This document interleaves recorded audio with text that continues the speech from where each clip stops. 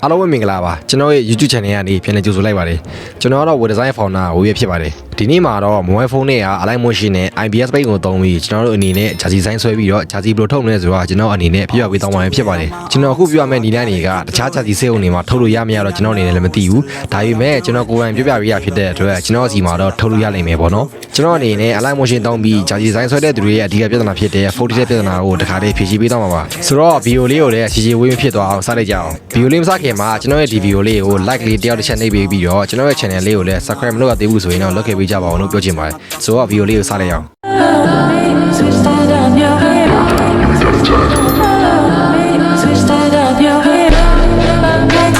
Okay ဆိုတော့ကျွန်တော်တို့အနေနဲ့ align motion နဲ့ IPS ပိတ်သုံးဖို့အတွက်သုံးပြီးတော့ကျွန်တော်တို့ chassis design ဆွဲပြီးတော့ကျွန်တော်တို့ chassis ဘယ်လိုထုတ်မလဲဆိုတာကျွန်တော်အနေနဲ့ပြောပြပေးသွားပါမယ်ဆိုတော့ကျွန်တော်တို့အနေနဲ့ထုတ်ဖို့အတွက်ကတော့ကျွန်တော်တို့ align motion နဲ့ IPS ပိတ်လို့ရှိဖို့လိုရပေါ့နော်ဆိုတော့ကျွန်တော်တို့တချို့က align motion ရှိပြီးတော့ IPS ပိတ်မရှိတဲ့လူတွေရှိတယ်ဆိုတော့မရှိဘူးဆိုရင်တော့ down တာပေါ့နော် down တာတော့ကျွန်တော်တို့ဒီ Chrome ဖြစ်ဖြစ် Chrome ဖြစ်မှာကျွန်တော်တို့ down လို့ရတယ်ပေါ့နော်ဆိုတော့ကျွန်တော်တို့ရလာပြီဆိုရင်ကျွန်တော်တို့ align motion နဲ့တောင်းမယ်ပေါ့နော်အရင်ဆုံးကျွန်တော်တို့ design တစ်ခုဆွဲမယ်ပေါ့နော်ဆိုတော့ကျွန်တော် align motion နဲ့ IPS paint လို့နဲ့ဒီ chassis ထုတ်လို့ရတာကျွန်တော်မပြောခင်ကျွန်တော်အနေနဲ့ကျွန်တော်တို့ဒီ chassis design ဆွဲဒီ align motion နဲ့ chassis design ဆွဲနေတဲ့သူတွေအဓိကပြဿနာဖြစ်တယ်ဒီ phone ထိတဲ့ပြဿနာကိုဘယ်လိုဖြေရှင်းရမလဲဆိုတာကျွန်တော်အနေနဲ့ပြပြပေးမယ်ပေါ့နော်ဆိုတော့ကျွန်တော်တို့အနေနဲ့ဒီ project တစ်ခုရွေးလိုက်မယ်ပြီးရင်ကျွန်တော်တို့အနေနဲ့ design ဆက်ဆွဲမယ်ဆိုရင်ကျွန်တော်တို့အနေနဲ့ဒီ၄အချိုး၅ကိုရွေးပြီးပေါ့နော်ဘာလို့ကျွန်တော်ရွေးခိုင်းလဲဆိုကျွန်တော်တို့၄အချိုး၅ဆိုရင်ကျွန်တော်တို့ chassis က site ကြီးရတယ်ပြီးတော့ကျွန်တော်တို့ဒီ IPS payment ကိုကျွန်တော်တို့ design ရကူးတဲ့ခါလဲလွယ်ပေါ့နော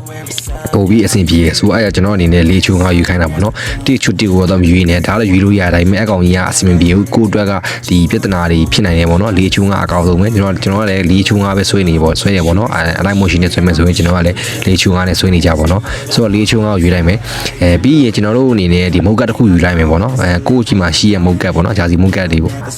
့ဆိုတော့ကျွန်တော်မှာရှိရ mockup ကိုကျွန်တော်ရှာလိုက်မယ်ပေါ့နော်ဆိုတော့တွေ့ပေါ့နော်ပြီးရင်အကဲကိုယ့်ရဲ့ mockup ကကျွန်တော်၄ချိုး၅ရွေးထဲမှာကို mockup တော့ size ဖြစ်နေတယ်ဆိုရင်ကျွန်တော်အနေနဲ့ဒီကောင်ကိုချဲ့လိုက်ပေါ့နော်ဒီ screen နဲ့နည်းနည်းပြည်ကန်ကြီးချဲ့လိုက်ပေါ့နော်ချဲ့ပြီးဆိုကျွန်တော်ရပြီဗျာဒီကောင်ကိုကျွန်တော်ရပြီ damage ထိုက်တော့နည်းနည်းစကွင်းအပြည့်တော့မဟုတ်ဗျာဒီနည်းနည်းခြံထားပါတော့โอเคဒါဆိုရကြဒါဆိုရင်ကျွန်တော်တို့တွေဒီ design ဆွဲလို့ရပြီပေါ့နော် design ဆွဲတဲ့ခါကျကျွန်တော်ရှင်းရှင်းလေးမြင်ရပြီပေါ့နော်ဒီ pattern တွေထောက်တဲ့ခါကျကျွန်တော်လွယ်မြင်ရတယ်โอเคဒီနေရာမှာတစ်ခုရှိတာဗာလဲဆိုတော့ကျွန်တော်တို့ဒီတော်တော်များကလောက်တဲ့ဟာတွေကဗာလဲဆိုတော့ကျွန်တော်တို့ဒီ mockup ကို layer တစ်ခုပွားမယ်အဲ့ဒါကမှအဲ့ဒါပြကျွန်တော်တို့အနေနဲ့ဒီလက် layer တွေဒီကျွန်တော်ထည့်လိုက်ပါတော့ဆိုတော့ကျွန်တော်ဟိုဖြစ်နေโอเคဒါတော့ကျွန်တော်ငကို site ကကြီးရင်လို့ငကို site ပြပြပါတော့ဒီကောင်လေးနဲ့ကျွန်တော်ငကိုဖြတ်ပြီးသားမှမဟုတ်သူရဲ့ဒီ site တိုင်းပဲပြပြရပါတော့တကယ် brother တွေနဲ့ဒီမဖြတ်သေးဘူးဆိုရင်တို့မျိုးကြိုဖြတ်ထားပါတော့ဖြတ်ပြီးမှကျွန်တော်တို့ဒီ chassis book ကလည်းပြန်ထည့်ရတယ်ကျွန်တော်တို့မျိုးသူ့ရဲ့ငကိုတိုင်းအကိုက်ဖြစ်နေမှာပေါ့နော်မုံကဆိုတော့အဲ့လိုမျိုးလုပ်ရမယ်ပေါ့နော်โอเคတော်တော်များလုပ်ခဲ့တဲ့လုံးမိတဲ့အမားကဘာလဲဆိုတော့ကျွန်တော်တို့ဒီမုတ်ကကိုနှစ်ခုပွားမယ်အဲ့ဒါပြီးသူ့ရဲ့ဒီလက်ကလေယာတွေကျွန်တော်တို့လေဘင်းကအချုံနေကျွန်တော်တို့ဒီလေဘင်းကအဝိုက်တွေလက်အထိပ်ကဟာတွေဆိုတာတစ်ခုကြီးလေယာဖြစ်တဲ့ကြတယ်ပေါ့နော်ဒါတော့ကျွန်တော်များလုပ်တဲ့ဟာအဲ့လိုလုပ်တာမားလားဆိုတော့မမာဘူးဒါပေမဲ့အဲ့လိုလုပ်လို့ကျွန်တော်တို့ဒီဖုန်းကဖြစ်နိုင်တယ်ပေါ့နော်ဒါကကျွန်တော်တို့ဥမာခုကြည့်ရကျွန်တော်အနေနဲ့လေယာပြမယ်ပေါ့နော်ဆိုတော့ကျွန်တော်တို့ဒီဇိုင်းစမဆွဲရသေးဘူးဒီဇိုင်းစမဆွဲရသေးတော့ကျွန်တော်တို့အနေနဲ့လေယာ၈ခုရှိသွားပြီပေါ့နော်ကျွန်တော်အနေနဲ့လေယာ၈ခုရှိသွားပြီဆိုတော့ဒီ align motion ဆိုတဲ့အရာကဗျာကျွန်တော်တို့လေယာများရင်များလာသူကဆက်ကထစ်လာတာပေါ့နော်ဆိုတော့ကျွန်တော်အနေနဲ့မထစ်အောင်ကျွန်တော်ဘယ်လိုဖြည့်ရှင်းမလဲဒါတော့ရိုးရှင်းပါတယ်ကျွန်တော်အနေနဲ့ဒီလေယာတွေအကုန်လုံးကိုကျွန်တော်ဆက်လက်ပြီးလိုက်မယ်ပေါ့နော်အောက်ဆုံးကအဖြူတော့မပါဘူးဗျာအဲ့ဒီအဖြူနေနဲ့ကျွန်တော်အနေနဲ့တစ်ခုပဲပြီးရင်ရဗျာအောက်ဆုံးကတစ်ခုကျွန်တော်ဖြတ်လိုက်ပေါ့နော်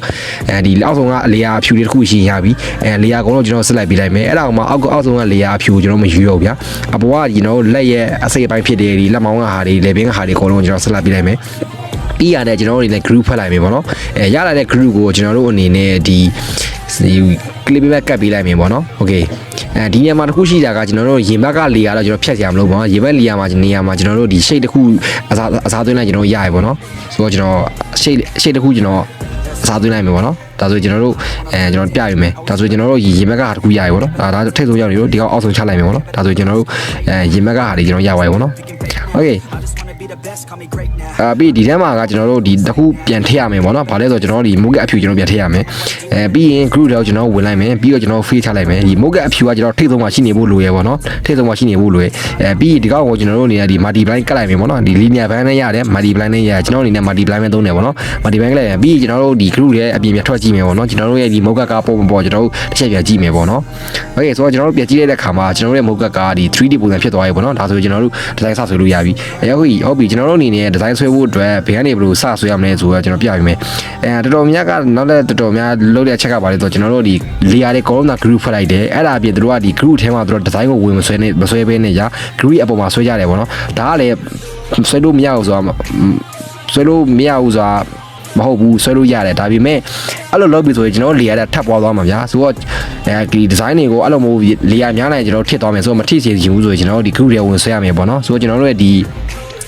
group တော့ကျွန်တော်ဝယ်ဆွဲရမယ်အပြင်မှာကကျွန်တော်တို့ဒီရဲ့ layer ပေါင်းတဲ့ group နဲ့ဒီအောက်ကမိုးကအထူးတစ်ခုပဲရှိရပေါ့နှစ်ခုပဲရှိရပေါ့နော်အဲ့နှစ်ခုပဲထားမယ်ပြီးကျွန်တော်တို့အနေနဲ့ဒီ group တွေကျွန်တော်ဝယ်ဆွဲမယ်အမှကျွန်တော်တို့မိုးကလည်းကျွန်တော်မြည်ပြီးသားဆိုတော့ကျွန်တော်တို့အရခဏကိုဘေးအချိုးတွေကဘယ်လောက်ဘယ်နေရာဘယ်လောက်ရှိဆိုကျွန်တော်တို့ဒီလည်းသိရပြဆိုတော့ကျွန်တော်တို့အနေနဲ့အဲ့ဒါမှာ design ပါရဆွဲမယ်ပေါ့နော်ကျွန်တော်အခုပြောတဲ့အတိုင်းဆွဲမယ်ဆိုရင်ကျွန်တော်တို့ဒီ browser အနေနဲ့ဒီ align motion နဲ့ design ဆွဲတဲ့အခါဖုန်းကထစ်မှာမဟုတ်ဘူးပေါ့နော်ဒီ run 2ဖြစ် run 3ဖြစ် run 4ဖြစ် easy ဆွဲလို့ရတယ်ပေါ့နော် okay ဒီဖုန်းချစ်တဲ့ပြဿနာဖြေရှင်းပြီးပြီဆိုတော့ကျွန်တော်တို့အနေနဲ့ဘာကြောင့်တောင်းလဲဆိုတော့ကျွန်တော် align motion နဲ့ chassis ထုံးမဲ့အပိုင်းကိုကျွန်တော်ပြပါမယ်ဆိုတော့ align motion နဲ့ထုတ်ဖို့အတွက်ကျွန်တော်တို့အရင် design ရင်စဆွဲမယ်ပေါ့နော်ဆိုတော့ကျွန်တော်အနေနဲ့ဥပမာဆွဲပြတာဖြစ်တဲ့အတွက်ကျွန်တော်အနေနဲ့ဒီ shape လေးတွေကျွန်တော်ရှောက်ဆွဲလိုက်မယ်ပေါ့နော်ဒါတော့ကျွန်တော်ဥပမာဆွဲပြတာဗျာ okay ကိုလိုချင်တဲ့ design တွေအရင်ဆွဲလိုက်ပေါ့နော်ကျွန်တော်အနေနဲ့ကျွန်တော် shape ပြီးတော့ကျွန်တော်ဆွဲခဲ့တဲ့အတိုင်းပဲကျွန်တော်မို့မြေကြောင်းလေးကျွန်တော်ဆွဲလိုက်မယ်ပေါ့နော် okay ဒီကောင်ကိုကျွန်တော်အပေါ်တင်လိုက်မယ်ပြီးရင်တော့ကျွန်တော်နှစ်ခုပေါ်လိုက်ပါတော့ okay ဒါတော့ကျွန်တော်ဥပမာဆွဲပြတာပေါ့နော် okay browser အနေနဲ့ဒီ browser လိုအပ်တဲ့ design တွေ browser ဆွဲခြင်း design တွေဆွဲလို့ရတယ်ပေါ့နော်ဒါတော့ကျွန်တော်ဆွဲပြဥပမာဆွဲပြဖြစ်တဲ့အတွက်ကျွန်တော်အနေနဲ့ဒီ order gear ဆွဲရတယ်ပေါ့နော် okay ပြီးရင်ကျွန်တော်ဒီ group တွေကကျွန်တော်တို့ group ပြင်အကောင်ကကျွန်တော်တို့ဒီ group ပြင်အကောင်ကကျွန်တော် clip မဲ့တစ်ခါကပ်ပြီးသားဖြစ်တဲ့အတွက်ကျွန်တော် group တွေအကောင်ဒီ layer တွေခါဒီအကုန်လုံးကိုဆွဲထားတဲ့ design တွေ shape တွေအကုန်လုံးကိုကျွန်တော်တို့အနေနဲ့ဒီ clip မဲ့ကပ်ဆရာမလိုဘူးပေါ့နော်သူကကပ်ပြီးသားဖြစ်တဲ့အတွက်ကပ်ဆရာမလိုဘူးပြီးကျွန်တော်တို့အပြင်ထွက်လာတဲ့မှာကျွန်တော်တို့အဘေးကအပုံမထောက်ဘူးဗျာ clip မဲ့ကပ်တာဖြစ်တဲ့အတွက်အထဲဝင်ပြီးသားပေါ့နော် okay ဆိုတော့ကိုလိုချင်တဲ့ design တွေရပြီဆိုရင်ဟုတ်ပြီကျွန်တော်ဘယ်လိုထုတ်မလဲပေါ့နော်ဆိုတော့ align motion နဲ့ထုတ်ချင်တဲ့လူတွေအတွက်ကကျွန်တော်တစ်ချက်ပြပါမယ်တကယ် okay browser နေဒီ align motion ဆွဲထားတဲ့ဟာထုတ်ချင်တယ်ဆိုရင်ကျွန်တော်ဟိုဒါမျိုးတစ်ပုံစီပို့ပြရမယ်ပေါ့နော်ဆိုတော့ကျွန်တော်ပြရမယ်ဆိုတော့ကျွန်တော်တို့ဖွဲ့ group ဖွဲ့တာဖြစ်တဲ့အတွက်ဒီ group ကိုကျွန်တော်တို့ဒီ clip မဲ့ပြဖြုတ်လိုက်မယ်ပေါ့နော်ဒါကို clip ပဲကျွန်တော်ပြဖြုတ်လိုက်မယ်ပြီးတော့ကျွန်တော်က design ပဲယူမှာဖြစ်တဲ့အတွက်ကျွန်တော်ရဲ့ design ကိုdesign ပဲယူမှာဖြစ်တဲ့အတွက်ဒီမဆိုင်တဲ့ဒီ mock ရဲ့လက်အစိပ်ပိုင်းတွေ mock တွေကိုကျွန်တော်ကဖြောက်လိုက်မယ်ပေါ့နော်ဖြောက်ရဆိုတော့ကျွန်တော်မျက်စိပေးလိုက်တယ်ဗျာမျက်စိမိလိုက်မယ်ပြီးတော့ကျွန်တော်တို့ရဲ့ဒီ group တွေသွားမယ် group တွေသွားပြီးတော့ကျွန်တော်တို့ရဲ့ဒီ group တွေသွားပြီးတော့ကျွန်တော်တို့ရဲ့ဒီကောင်ဒီရေမကလေယာတွေကျွန်တော်လက်ကလေယာတွေကိုကျွန်တော်မျက်စိမိလိုက်မယ်ပေါ့နော် okay okay ဒါဆိုကျွန်တော်ဆွဲထားတဲ့ဒီ mock ပဲကြံအကြောင်းပဲဒီ design ပဲကြံခဲ့တယ်ဗျာဆိုတော့အဲ့ design ကိုကျွန်တော်တို့ဒီ background မှာပါပဲကျွန်တော်ပို့ပေးရမယ်ပေါ့နော် background မှာပဲကျွန်တော်ထုတ်ရမယ်ပေါ့ okay ကျွန်တော်အနေနဲ့ထုတ်လိုက်မယ်ပေါ့နော် okay sorry ကျွန်တော်အနေနဲ့ဒီကောင် PNG ပုံထုတ်လိုက်မယ်ဗျာမှာကျွန်တော်တို့ current as frame ထုတ်လိုက်မယ်ပြီးရတယ် browser အနေနဲ့ကျွန်တော်ကိုဒီ Telegram ဖြစ်ဖြစ်ဒီ Viber ဖြစ်ဖြစ်ကျွန်တော်ကိုဒီ background မှာပါတဲ့ဟာတွေကျွန်တော်ပို့ပေးရင်ရပြီပေါ့နော်ဒါတော့ကျွန်တော် design တစ်ခုပဲကျွန်တော်ဆွဲပြတာ okay browser အနေနဲ့ဒီ logo တွေနံပါတ်တွေဒီ design တွေပါတယ်ဆိုကျွန်တော် account တွေဟိုတစ်ခုကြီးစီကျွန်တော်ဒါမျိုးဗျာဒါမျိုးကျွန်တော်ဒီ background မှာပါပဲကျွန်တော်ပို့ပေးပေါ့နော် okay ဒီနေရာတစ်ခုရှိရပါလေဆိုတော့ browser နဲ့ဒီ design ကဗျာခုနကကျွန်တော်တို့ဒီကောင်ကဒီနေရာပဲဗျာဟုတ်တယ်နော်ကျွန်တော်တို့ဒီ mock ရဲ့ဒီနေရာ mock ကျွန်တော်ဒီမဖေခင်ကကျွန်တော်ဒီနေရာပဲပေါ့နော်ဟိုကကျွန်တော် account ကိုအဲ့နေရာတိုင်းပဲကျွန်တော်ထားပေးပေါ့နော်ဒါမျိုးကျွန်တော်အော်ပေါ်ရှိရတယ်ကျွန်တော်မလုပ်ပေးရဘူးပေါ့နော်လုပ်လိုက်ဆိုကျွန်တော်ရဲ့ design ကပြတ်သွားမှာဗျာဆိုအဲ့လိုမလုပ်ပေးရဘူးပေါ့နော်ငါကိုရှေ့တိုင်းပဲကျွန်တော်ပို့ပေးဗျာဒါဆိုကျွန်တော်ရပြီပေါ့နော်ဒီကိုယ့်ရဲ့ design က3-4ခုရှိရင်ရှိတယ်လို့အဲ3-4ခုလုံးကိုကျွန်တော်ဒီတစ်ခုကြီးစီဗျာကျွန်တော်ပူတွဲမဟုတ်ဘဲတစ်ခုကြီးစီကိုကျွန်တော်ဒီ no background ဒီ background မှာပါလဲဒီ background မှာပါပဲနဲ့ PNG ပုံစံနဲ့ကျွန်တော်ပို့ပေးရင်ရပြီပေါ့နော် okay ဆိုတော့ဒါတော့ align motion နဲ့ဂျာကြီးထုတ်ချင်တဲ့သူတွေအတွက်ပေါ့နော်အဲ့ဒါမှမဟုတ်ဘူးကိုယ့်အနေနဲ့ဒီ PSD file လိုမျိုးထုတ်ချင်တယ်ဆိုရင်ကျွန်တော်တို့ IPS page နဲ့တွဲသုံးလို့ရရပေါ့နော်ဆိုတော့ဘယ်လိုသုံးမလဲဆိုတော့ကျွန်တော်နေပြပြပေးမယ် IPS page နဲ့တွဲသုံးတာဖြစ်တဲ့အတွက် IPS page မှာ design ပြန်ဆွဲရမလားဆိုရင်တော့မလိုဘူးကျွန်တော်တို့ဒီ align motion မှာဆွဲထားတဲ့ဟာကိုကျွန်တော်တို့ IPS page မှာထည့်နိုင်ရပြီပေါ့နော်ဆိုတော့ကျွန်တော်ဘယ်လိုလုပ်မလဲဆိုတော့ကျွန်တော်တို့အရေးဆုံးကျွန်တော်IPS page နဲ့ကျွန်တော်ဝင်မယ်ပေါ့နော် okay IPS page နဲ့ဝင်လိုက်မယ်ပြီးရင်ကျွန်တော်တို့အနေနဲ့ mock ထည့်မယ်ပေါ့နော်ခုနကကျွန်တော်တို့ဒီ align motion မှာထည့်ခဲ့တဲ့ mock ဒီမှာတစ်ခုရှိတာပါလဲဆိုကျွန်တော်တို့ဒီမှာရှိရဲ့ mock အချိုးသားပဲကျွန်တော်ထည့်ရမှာဒီကောင်ကဒီအောင် site ပြန်ဒီ mock အဖြူ site ထဲမှာကျွန်တော်ပြထည့်ရမယ်ပေါ့နော်ဆိုတော့ကျွန်တော်တို့ထည့်လိုက်မယ်အကောင်ကျွန်တော်တို့ဒီ plus icon လေးနေမယ်ဒီ view မှာတော့ကျွန်တော် IPS Paint အကြောင်းကိုကျွန်တော်မရှင်းပြတော့ဘူးเนาะကျွန်တော်ကဒီဘယ်လိုထောက်မလဲဆိုတော့ဒီရပြပြဖြစ်တဲ့အတွက်ကျွန်တော်အနေနဲ့ဒီမတင်ပြတော့ဘူးပေါ့နော်โอเคဆိုတော့ကျွန်တော်အနေနဲ့ဒီ vocab ချက်လိုက်မယ်ပြီးရင်ကိုလိုတဲ့ဒီလက်အစိတ်ပိုင်းတွေကောက်ထည့်လိုက်ကြကျွန်တော်ထည့်လိုက်မယ်ပေါ့နော်โอเคဒီကောင်လေးကျွန်တော်တစ်ခုရင်ထည့်လိုက်မယ် So lead it right. Keep your friends tight and your family in sight. Never cease to fight for the things you think are right. Cause you just might. โอเคကျွန်တော်လေပြင်းတော့ကျွန်တော်မထည့်တော့ဘူးเนาะကျွန်တော်လက်ထိပဲကျွန်တော်ထည့်လိုက်တော့မယ်ကျွန်တော်ဒီနေ့မှာကျွန်တော်ပြချင်တာကကျွန်တော်တို့ဒီ design ကငကူနေရရှိရဆိုတဲ့ဒါကိုကျွန်တော်ပြချင်တာဖြစ်တဲ့အတွက်ကျွန်တော်အကုန်လုံးမထည့်တော့ဘူးเนาะโอเคဒီမှာ brother အနေနဲ့ဒီလေပြင်းဟာတွေလက်ကတကုန်ထည့်ပြီးဆိုရင်ကျွန်တော်တို့ရရပါเนาะဒီကောင်လေးတော့အရင်တော့ claim ကတ်လိုက်ကြ claim ကတ်ပြီးကျွန်တော်ရရပါเนาะကျွန်တော် claim ကတ်လိုက်ဒီကောင်ကို duplicate layer ပွားပြီးတော့ကျွန်တော်တို့ခါတိုင်းလိုပဲကျွန်တော်တို့linear band လုပ်ပေးနိုင်ရပါเนาะ linear band ဒါမှမဟုတ်ဒီ party plan လုပ်နိုင်ရပါเนาะဒါဆိုကျွန်တော်တို့ရပြီဒီနေ့မှာတစ်ခုရှိရပြီးရင်ဒီမှာကကျွန်တော်တို့ခုနကကျွန်တော်ဆွဲခဲ့တဲ့ design ကိုကျွန်တော်တို့ဒီမှာပြန်ချလိုက်အောင်မယ်เนาะခုနက sorry ခုနကကျွန်တော်ဆွဲခဲ့တဲ့ design ကကျွန်တော်ဒီကောင်လေးပေါ့နော်ဒီ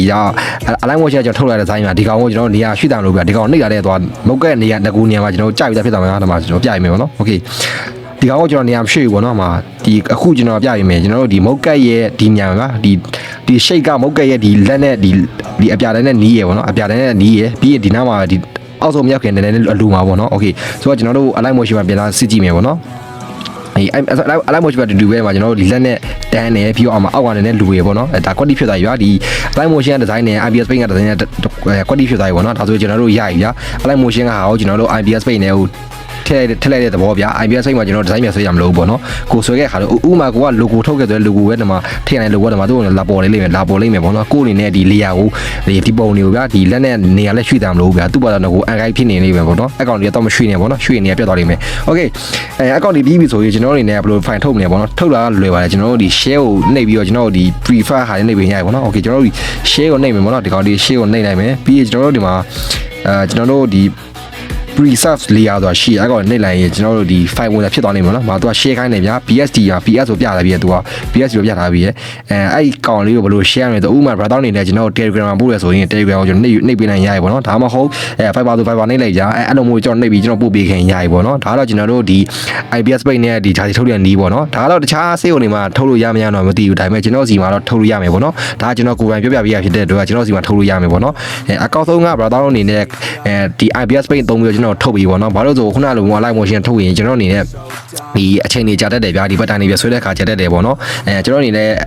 အလုံးနေနဲ့ရှုပ်တယ်ဗျာဘာသာတို့ကတော့အလုံးမရှုပ်ဘူးပေါ့နော်ဆိုတော့အကောင့်ဆုံးကကျွန်တော်ဒါမျိုးလေးပို့ပေးပေါ့နော်ဒါမျိုးပို့ပေးကျွန်တော်အဆင်ပြေပေါ့နော်ကျွန်တော်အခုပြပြသွားတာက online motion တစ်ခုတည်းနဲ့ဂျာစီထုတ်တဲ့နီးရဲ့ online motion နဲ့ IPS Paint နှစ်ခုပေါင်းပြီးရောဂျာစီထုတ်တဲ့နီးကိုကျွန်တော်အနေနဲ့ပြပြပေးရဖြစ်တယ်ဆိုတော့ browser အနေနဲ့လည်း live လုပ်ကြည့်ပေါ့နော်မသိရနားမလည်ရရှိဘူးဆိုရင်ကျွန်တော်ရဲ့ DB ရဲ့ comment အောက်မှာမှန်ပေးခဲ့လို့ရတယ်ကျွန်တော်အနေနဲ့ပြန်လည်ဖြေချပေးမယ်ပေါ့နော်ဒါမှမဟုတ်လည်းကျွန်တော်ရဲ့ဒီ Telegram အကောင့်မှာလာမေးလို့ရတယ်လို့ကျွန်တော်ရဲ့ဒီ TikTok အကောင့်လေးဒီ Telegram နဲ့ Messenger မှာလာမေးလို့ရတယ်ပေါ့နော်โอเคဆိုတော့ဒီ view ကဒီလောက်ပါပဲဒီ browser တွေအတွက်အကျိုးရှိမယ်ထင်ပါတယ်ဆိုတော့ဒီ browser တွေအကျိုးရှိမယ်ထင်တယ်ဆိုရင်ကျွန်တော်ရဲ့ဒီ view လေးကို like တွေတစ်ချက်နေပြီပေါ့နော်ပြီးတော့ subscribe မလုပ်သေးရင် subscribe လုပ်ပြီးတော့ပြောချင်ပါတယ်ဆိုတော့ဒီလောက်ပါပဲ